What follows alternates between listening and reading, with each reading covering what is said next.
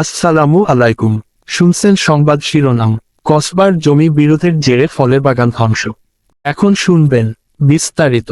ব্রাহ্মণবাড়িয়ার কসবা উপজেলায় জমি বিরোধকে কেন্দ্র করে এক পরিবারের ফলের বাগান ধ্বংসের অভিযোগ উঠেছে প্রতিবেশীর বিরুদ্ধে।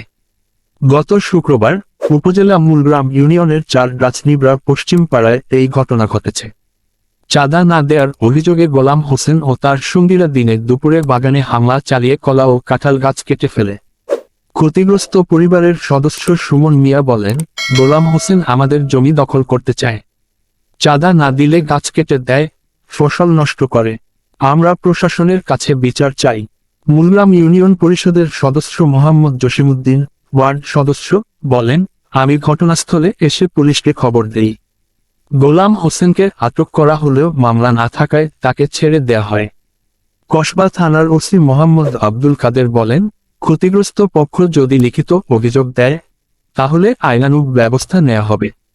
এখনো পর্যন্ত কোনো মামলা জমা পড়েনি। এদিকে অভিযুক্ত গোলাম হোসেনের পরিবারের সঙ্গে এবং মোবাইল ফোনে যোগাযোগ করা সম্ভব হয়নি, ফোন বন্ধ থাকায়।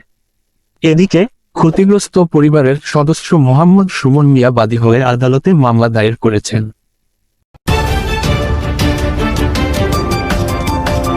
ব্রাহ্মণবাড়িয়া 24.নিউজ।